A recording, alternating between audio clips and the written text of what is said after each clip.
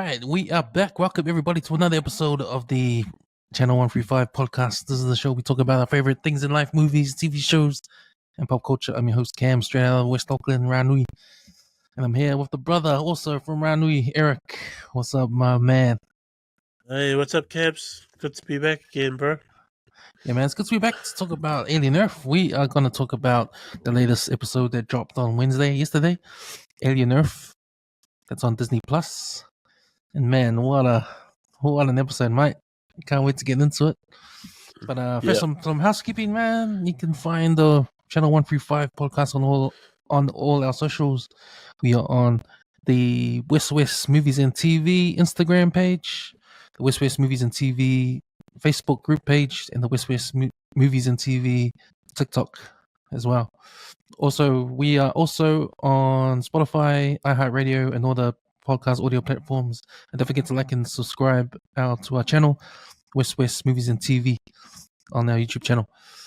We are part of the WesWes Network. So WesWes Network has their own socials on Instagram, Facebook, TikTok, and also on the WesWes Network YouTube channel, where you can catch all our sports podcasts and our opinions podcasts as well.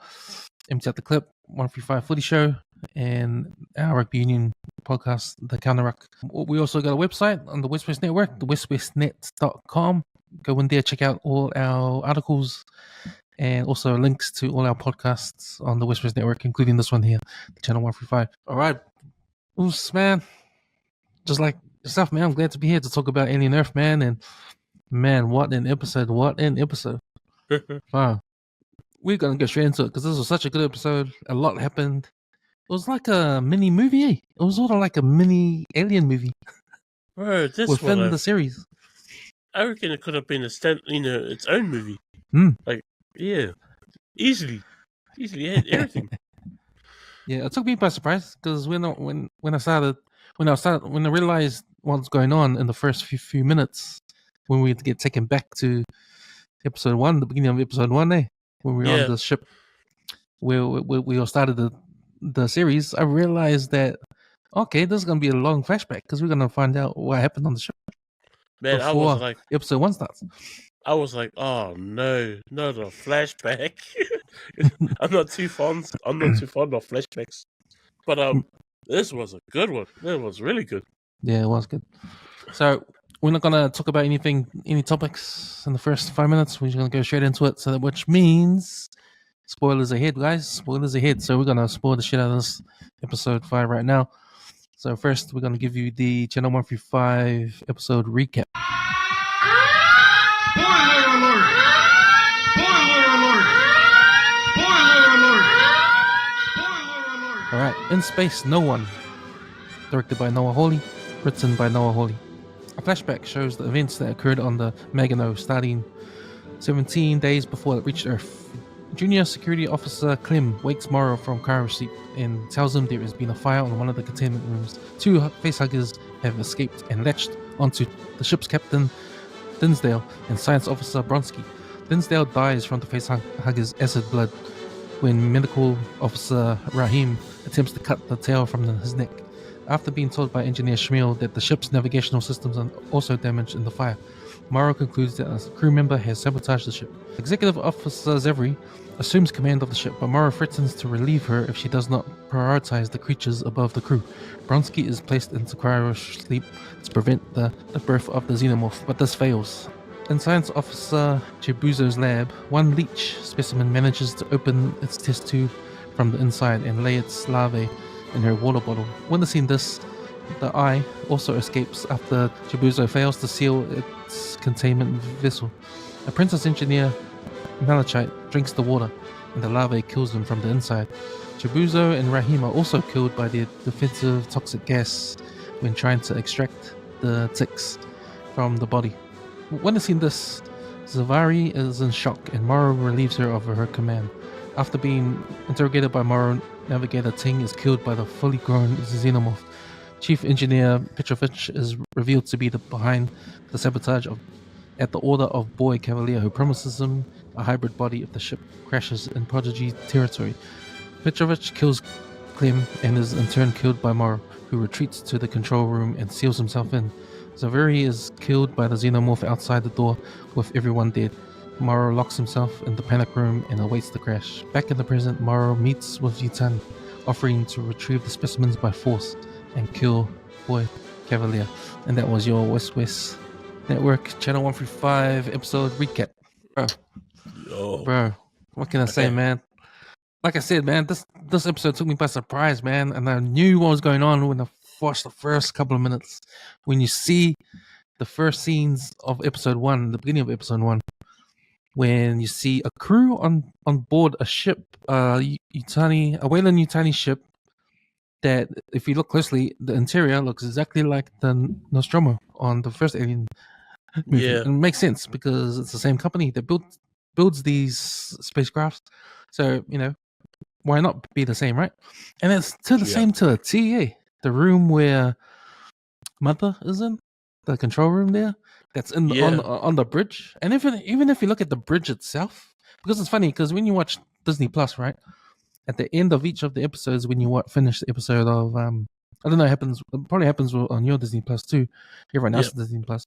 But at the end of when the episode finishes and the credits start rolling, there's a preview of what you can watch next, and it's always the first Alien movie. So you know what I mean. So every time you finish an episode, the Alien movie comes up as an option to click to watch, right? And it's funny because at the end of this episode, I actually clicked on the Alien movie, and at the beginning of the Alien movie, you see the Nostromo and all the actors in there. It's all the same, man. It's all the same. Like even the bridge and where they eat, where the crew wake up and the cryo sleep, it's all the same as on the TV program. So they did a good job of mimicking everything that was on the first movie to recreate the Megano, which is another ship that these guys are in now.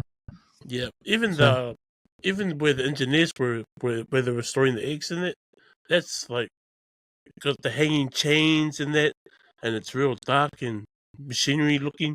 So yeah, I can remember the first movie where the first alien was hiding like in the ceilings or somewhere dark in those corners when they were trying to find it. In the first movie, it's exactly the same as this episode. Yeah, so that was the thing I noticed. And if you get a chance to watch Alien, when you click on Alien at the end of the credits, and just watch the first half an hour, first 20 minutes, you can see watching the same thing. You're watching the same thing, right? Same tone. So they do a good job of producing the same tone and the same kind of thing for the TV series, eh? So that was one thing I noticed. As far as I felt about the episode, and it was fucking mean, man. That was the best episode. And unlike you mentioned that shitting on a flashback, bro. This ain't no Acolyte flashback, man. This is fucking. This is more like a mini Alien movie within the series, Yeah.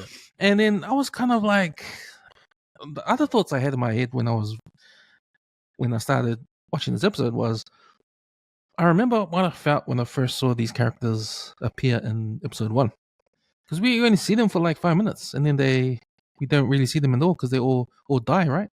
We see bits and pieces of what happened. So in my head, I was thinking, okay, they're recreating everything from the first Alien movie when they wake from their cryo sleep, and then it fades out and fades into when they're having breakfast at the table, and it's the same kind of vibe. If you watch the first Alien movie, it's the same thing. They're having breakfast at the table, the same scenery, right? And I was thinking, okay, this makes sense. It's the same thing. And then next minute we didn't see these characters anymore, but there's a few of them. So I'm thinking, okay, this is what this Alien Earth is about these guys. Yeah. When they die, or when you see that they die, and the spaceship crashes and Morrow's left, I'm thinking Morrow's the bad guy because he killed his crew, and the crew's all dead. I was like, man, that's out of it. How they hired these actors to play the small little scene, like, you know what I mean? And I was like, wow, this is a big production, because they killed off all these characters that we didn't even have a chance to get to know. So I had no inkling in my mind that we're going to have this flashback scene or flashback episode. So when I first saw it, when I saw these characters come back, I was thinking, damn, they're gonna show us what happened before the alien, killed everybody. Yeah. And then I was Or thinking, okay, aliens. this is more than a flashback. This is like a prequel within the prequel. This is a prequel, little short film, alien film, and that's what it was. When I finished watching the whole episode, man, I got everything that you could see in the alien movie. Yeah. You got everything. You got the stalker alien. You got science fiction of all the other aliens that are in there. You got the crew that are the drama and the crew. You've got even the scene where Zavari, is it? Zavari, she's running away from the alien, and the last scene when she's running away, and it's similar to Alien 3 when the alien is chasing them down the corridors, and it's freaky too. And a lot of because we got the specimens of those aliens and the scientists what they're trying to study. These are some fucking out of it parasite aliens, that can fucking take over your body and all that shit, and like real dangerous shit, man. So real and gross, and gross too. So I had a lot of David Cronenberg movies in my head, like all the body horror stuff, right? So we got all of that and the horror and the action, and it was just a good being episode. This was a good episode, man. It took me by surprise that we went back there, and no holy, you got to give up some great writing, because now we get a little, like I said, we get a treat. We get a mini alien movie prequel within this series, which is a prequel as well. So I loved it, man. I loved how it took me by surprise. I loved how we get to see these characters that we thought we will never know, and we get to see the characters that we've come along the way and had different opinions on now. The character of Morrow, man, like, I thought it was like going to be a mean villain, but now I think I'm on his side now. I think I'm team Morrow now, man. Yeah, me too. Me too.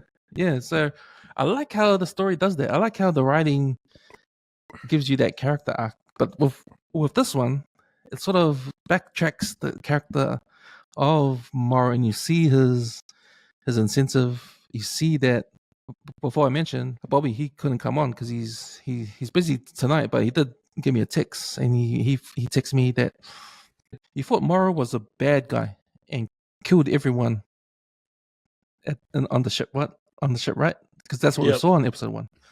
But after watching the episode, he realizes that the crew was just dumb and getting themselves killed. So, and we got a little taste of where Morrow comes from, his history, and you sort of feel sorry for the guy, And then you sort of realize, and just like what Bobby said, he was just doing his job, man.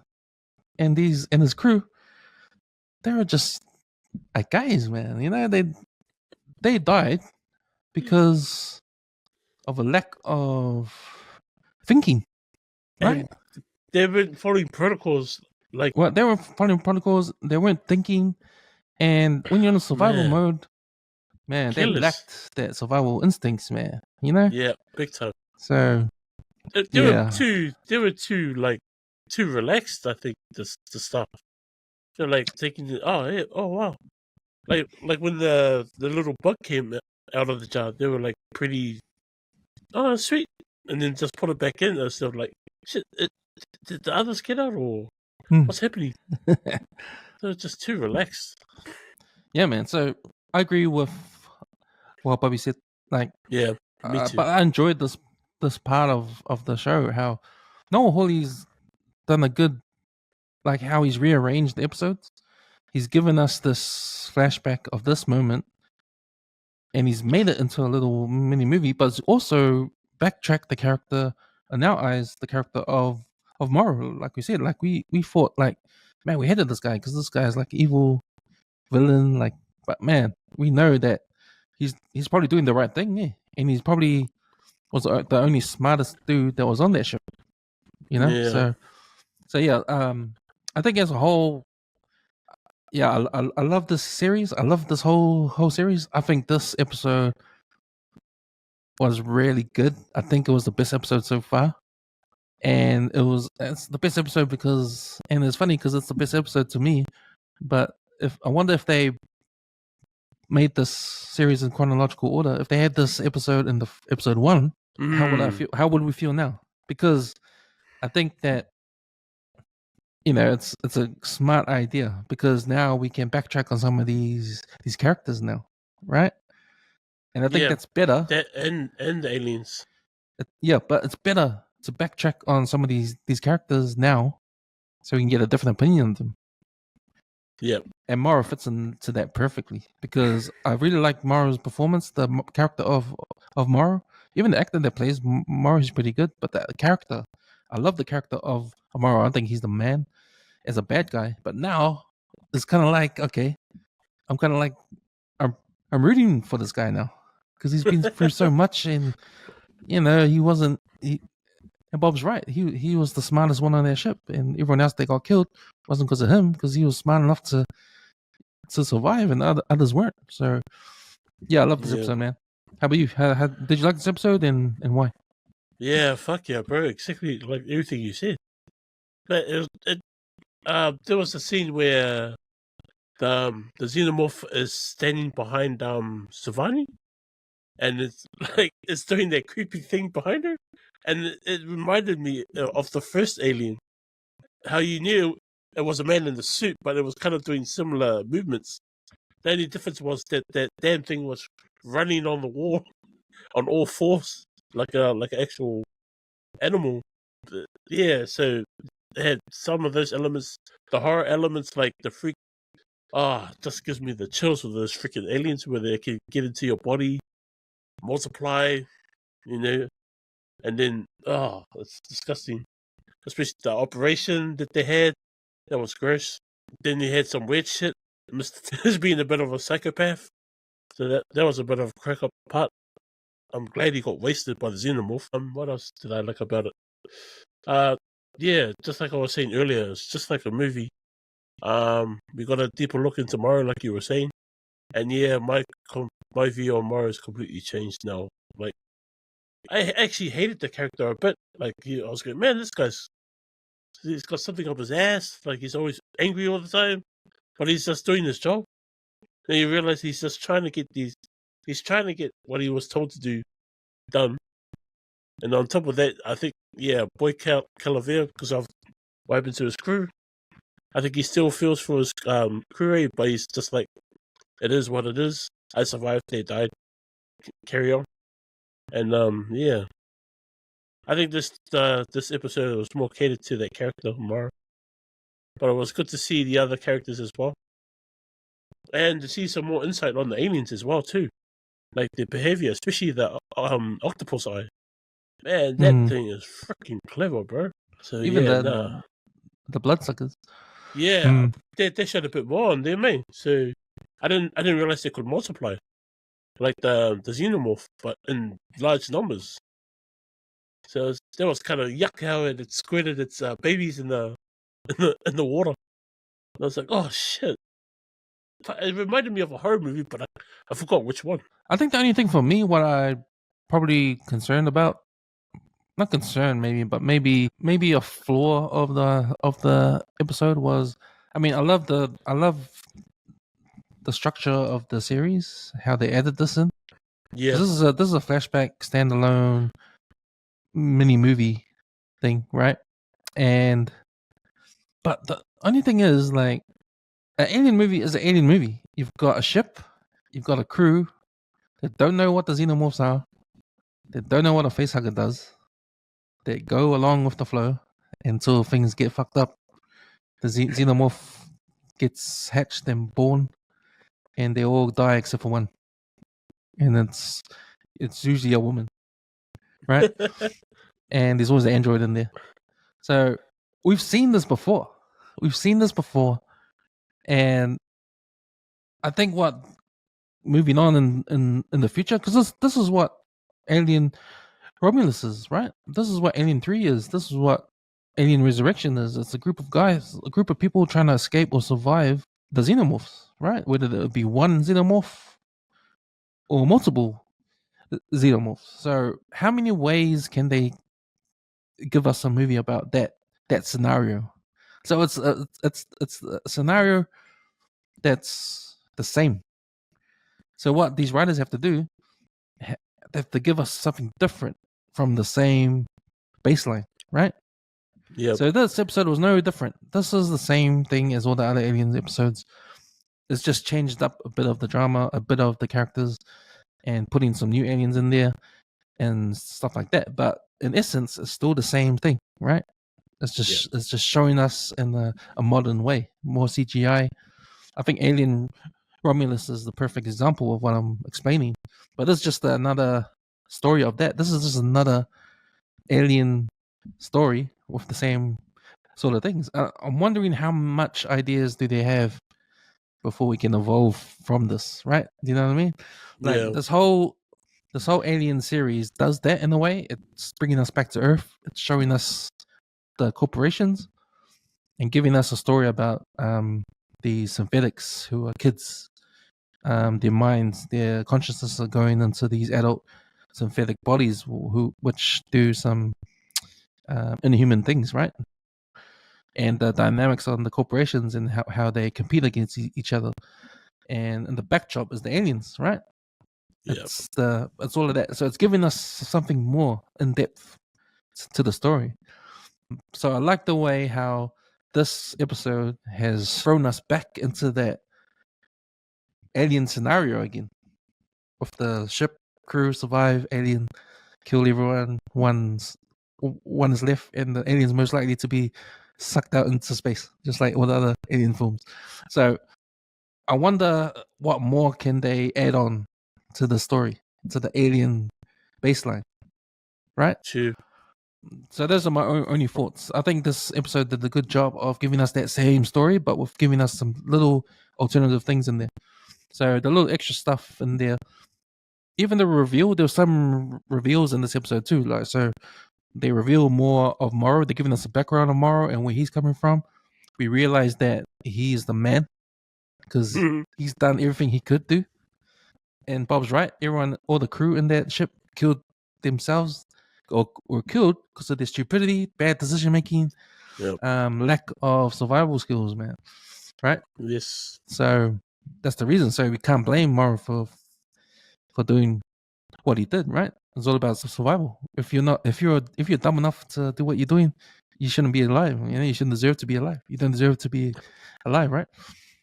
And then the other reveal is Boy Cavalier. He's the one that fucked it up for the ship, right? He's the one on purpose. So it was all planned that the ship was going to crash into Prestige's territory, Apology's territory, and he'll take the aliens. That was the whole plan. So now we know that Morrow knows because Morrow saw the video.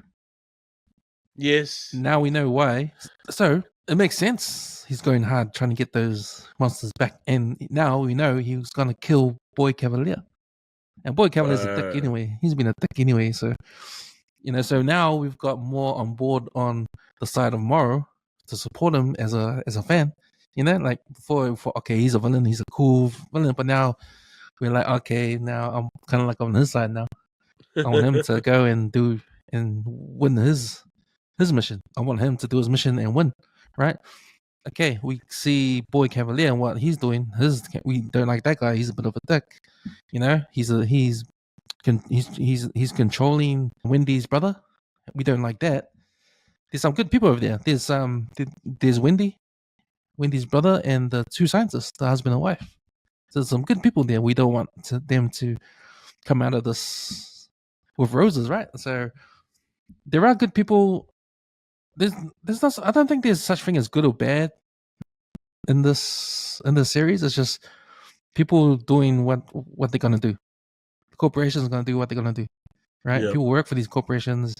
The loyalty, they're gonna do what they're gonna do. You got the asshole CEO and Boy Cavalier. He's gonna do what he's gonna do. So he's more like the bad guy now. He's like the bad guy forcing himself to do all this stuff, right? So yeah. Team Morrow, man, after this episode. And it's interesting that, and I like the way the writing makes us think about these characters in the way where we change our minds about them. Yeah. And it was a pretty mean move with the character Morrow. Yeah. So now I'm not too fussed about him and talking to what's his name, the Indian synthetic to get Yes. someone's, you know. Yeah, I don't think of it. I don't think of it as creepy though. Yeah, exactly. So yeah, but that was my concern with the aliens stuff moving forward. I think Noah Hawley does a good job of giving us some more stuff into the alien, like the baseline of the alien story. Yep. It was mean, man. Like, I don't know what more can you do. I mean, how many more of these alien movies can we have now? You I know don't what I know. mean? Like, that's a good question. Like, I'm just thinking of it now. Like, the next alien movie, what's that going to be like? It's gonna be the same shit, right? It's gonna be like Jurassic Park, bro. Hmm. Won't be, I don't know, a synthetic controlling xenomorphs. Yeah, exactly.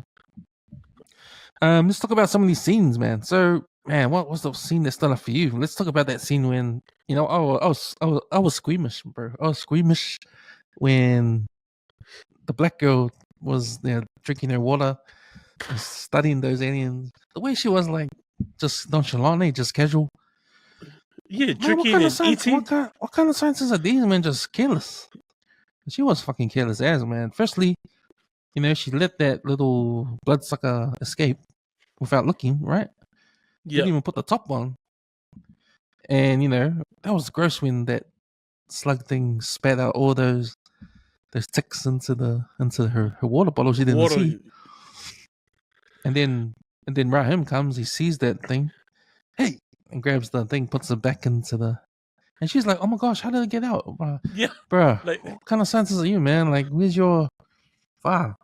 it wouldn't be. Oh my gosh, I'll be freaking out. But like, what the fuck? And then to make How matters the worse, hell? when she puts the eye one back, she doesn't lock it in. Did you see that? It looked like the eye was trying to warn her. You remember Yeah. how the slug was going on the top? It was like trying to warn her or something. I didn't understand that part. Did they? Yeah, it That's what was I like thinking. it was knocking itself on the cylinder. Like, hey, while you're looking at the one that's eating the rat, the one on the top is opening the door. I was like, fuck. Well, it's either the eye was like, wait, the thing's gonna kill you. I need to go in your body. That's probably what the eye was thinking about. But that's how careless she was, right? She fucked up with not seeing that bloodsucker escape. She fucked up not, closing the lid. She fucked up not watching her water bottle. Yeah. She fucked up again because she didn't put the eye thing in the thing properly. Because it stayed red. Yeah. Remember when she came in with, the lab with Clem, and Clem was like, oh, is it all right, Sabina? Don't worry, it's all green because that means everything's secure. If it's red, then it's not secure, right? Yeah. So she clicked the bottle. She didn't click it in when she put the eye back in its place. She didn't click it in, and it was still red, and she had to go with Rahim. Yeah, that's right. And that's why the eye forced the meeting. thing to smash down and escape. Yeah, when that thing was loose, I was like, oh my god. But I was fucking squeamish, man. That part, I was like, oh shit, when that bloodsucker was crawling out. Ugh. And when it went in the sandwich, I thought someone's gonna eat it. Oh man, that would have been the worst part if she picked up her sandwich and continued eating while searching the bloodsuckers. Oh man, I still don't know how you can eat being around that stuff. But then again, you hear of doctors doing ops and then going and having lunch later. Yeah, that was that scene. That was one of the scenes that I had to watch again. I had to watch that scene again because I was like, fuck, this is creepy. How about you? What was the scene that you enjoyed? I wouldn't say enjoyed. I reckon one of the scenes that was annoying though was when they were having the meeting, and Giovanni was trying to tell the staff, and they were just being like real super kids. noisy. Yeah. Especially what's that? Is it Malashanti, the young one? Yeah. And he was just mouthing off, like just answering their back and stuff. And they're talking about their shares and that. That was another interesting thing too. How their pay was like. Well, that's the thing I noticed when I watched Alien, the first Alien, the movie. They talk about the same thing too. Oh, about their pay shares, as well. Yeah. Their shares, yeah. That was quite interesting. That because I kind of thought, hey, isn't that what they, like you said, they talk about in the first movie, and I was like, oh, true. Because you know when the old man, I think it was Shamil and Yeah. the young boy, they were talking about how they're in the job for 65 years.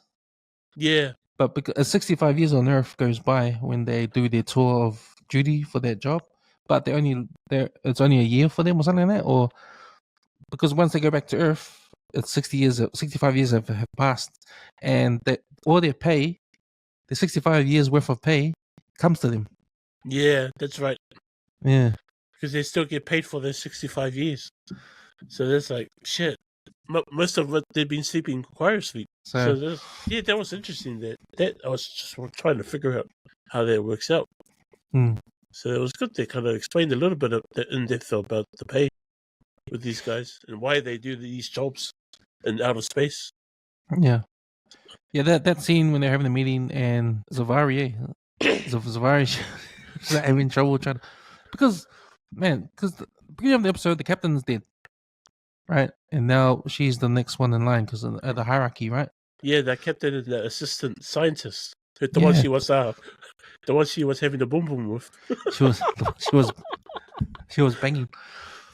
I'm gonna say, like, you know, because she's pretty cheeky, isn't he? And I was thinking, like, if you're lucky enough to, you know, if you're a guy on, man, how she's right, man.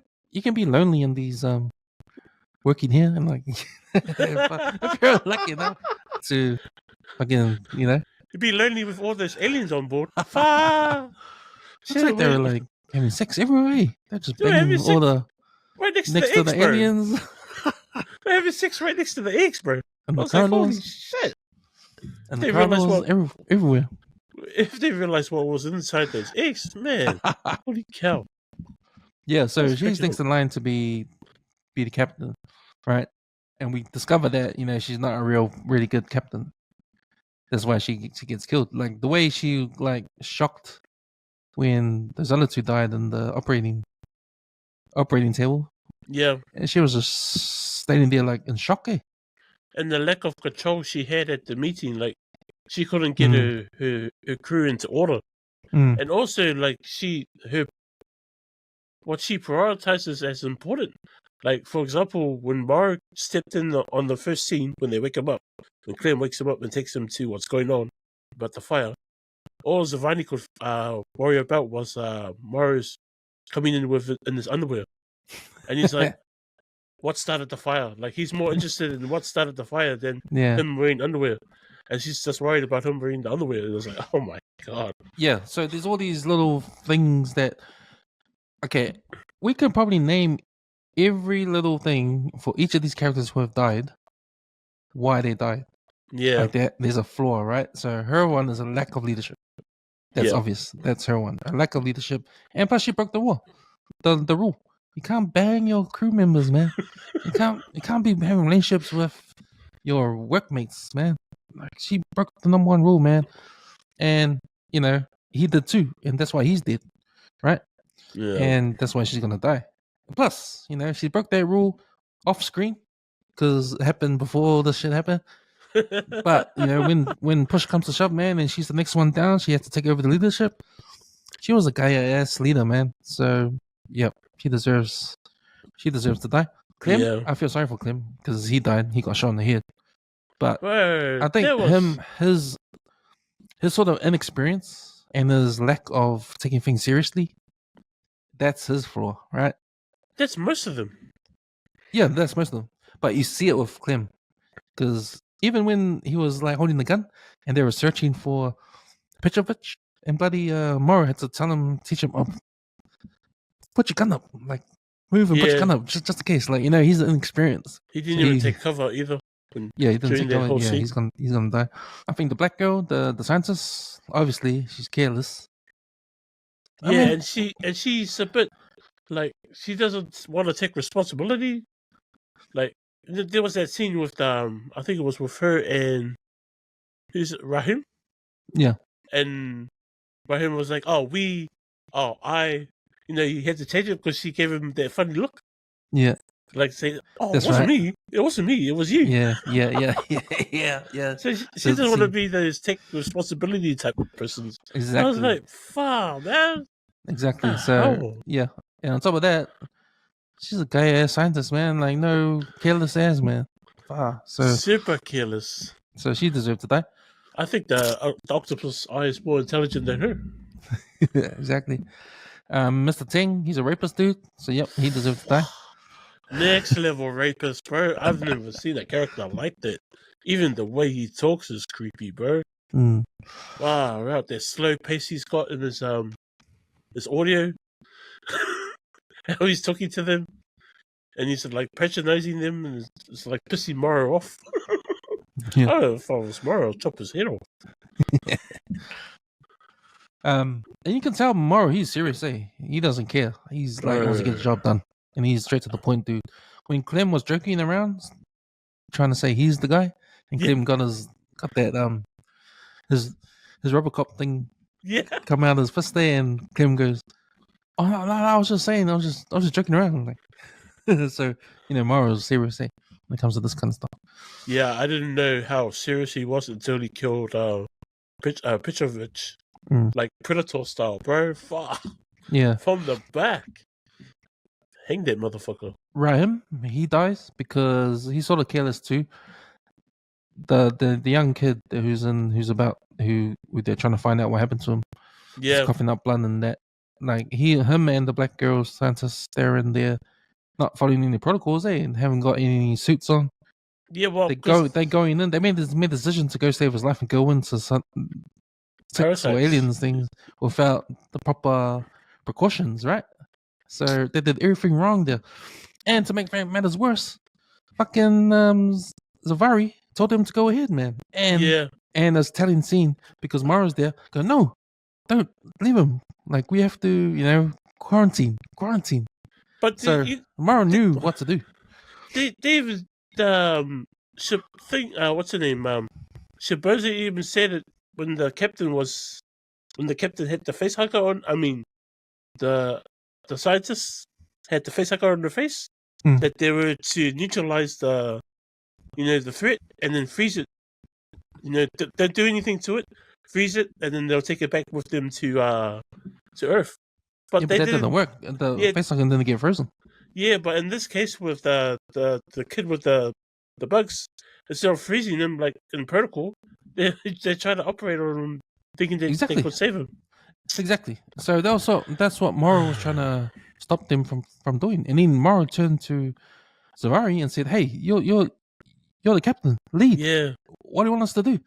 And she was shocked. And he was like, "You know what? I'm gonna take her. 'Cause you're fucking useless."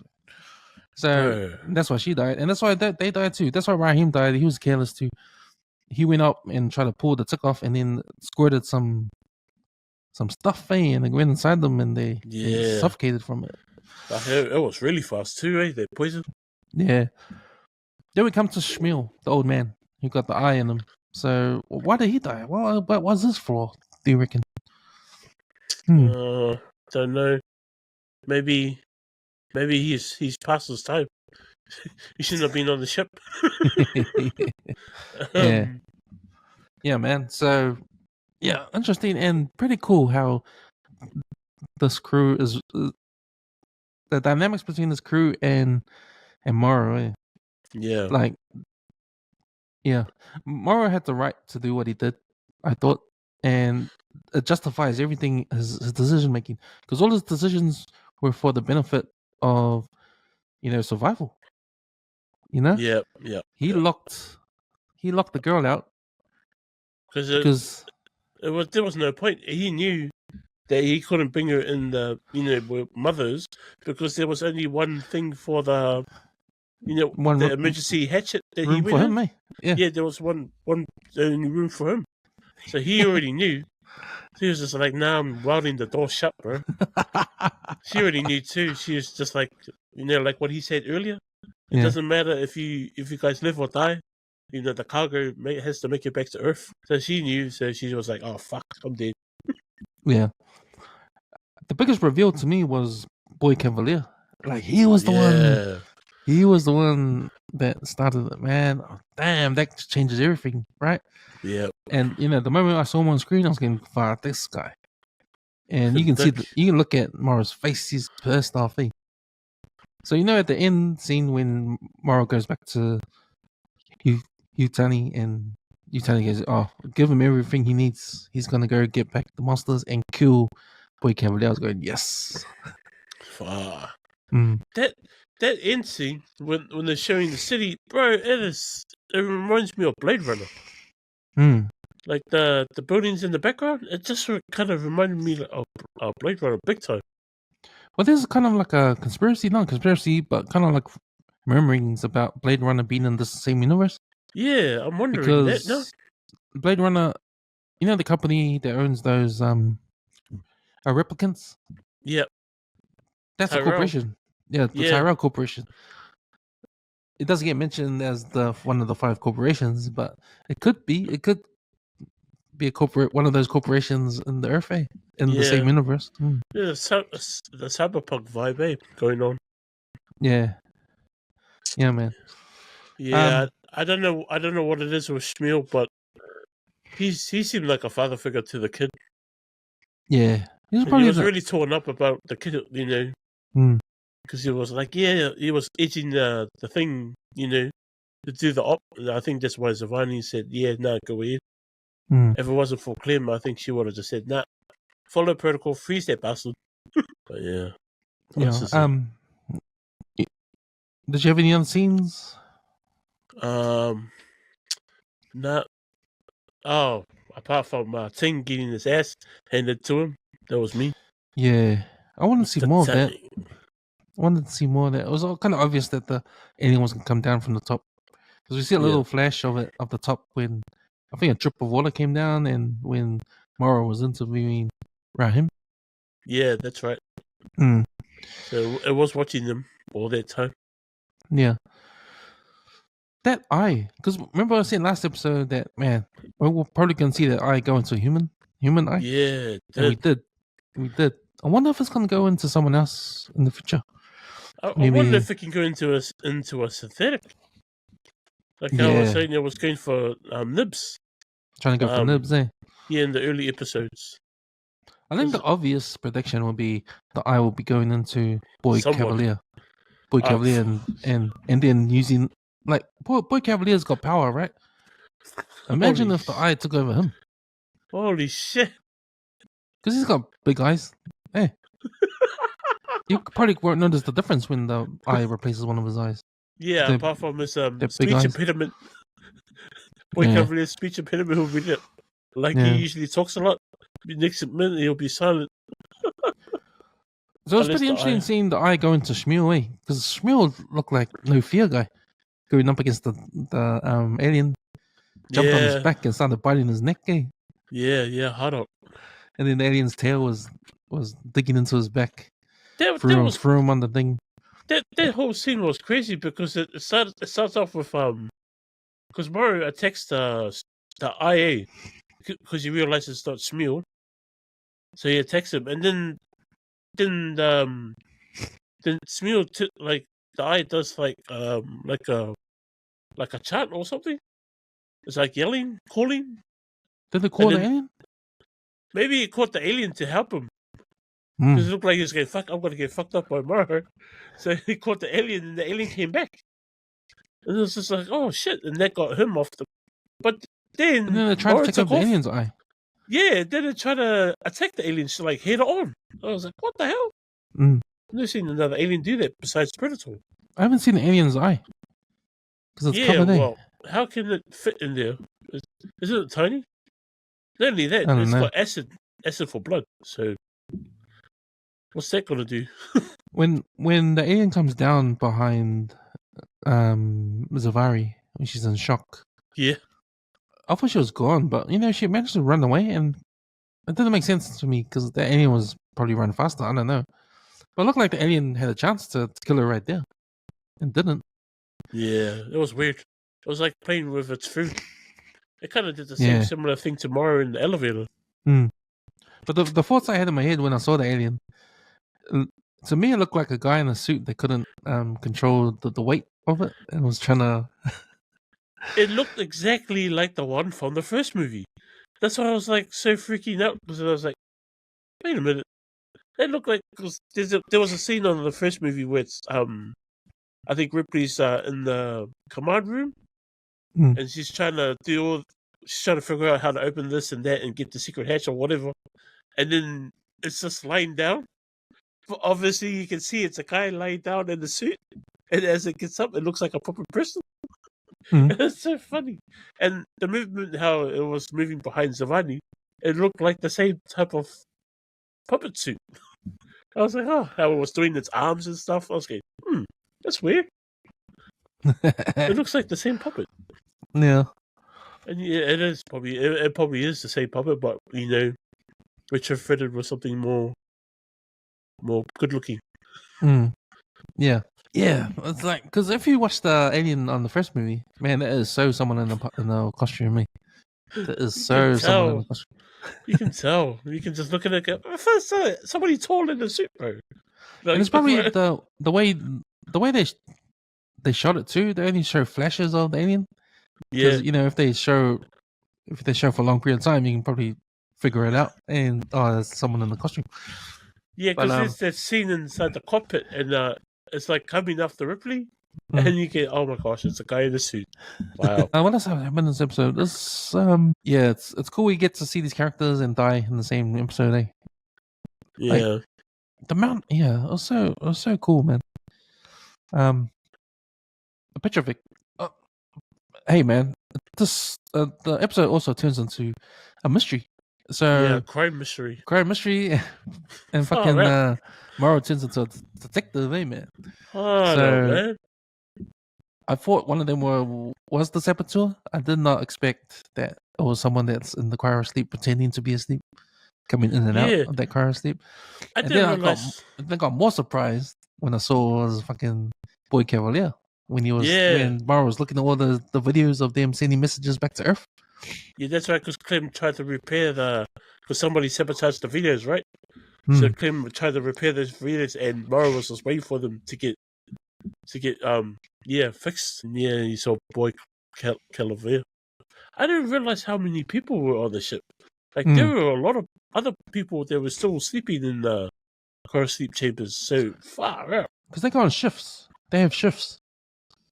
Yeah. So this crew that awake, that's one shift, and then they go sleep, and then the next shift wakes up and do whatever they need to do. Wow, crazy! It's cool. Yeah. What else happened? Trying to pull everything we can out of this episode. And for one thing we haven't seen before is they were trying to cut off the. That's how the captain died, because they he tried to cut off the facehugger off the captain's face, and then that's a mean way to die. How the acid goes through his neck and kills him. That, once that thing is on your face, you can't separate it, or either if you do, the person will die. It's funny because Clem was the one that told Morrow about the guy on the table with the facehugger and Tanaka, the captain there. No, the other one. Bronsky, the scientist, and Zavari were banging. Like, it was Clem that told Morrow this information, right? And when it was funny because Clem was in the lab looking at the two, Bronsky and the captain with the facehuggers, and Bronsky is still alive, but the facehugger is still alive.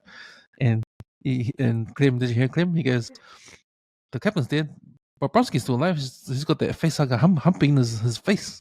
And he looks at when he says that, he looks at Zavari, and then the camera goes to Zavari, and she's like, oh, she looks away. Like, I thought that was funny. Oh shit!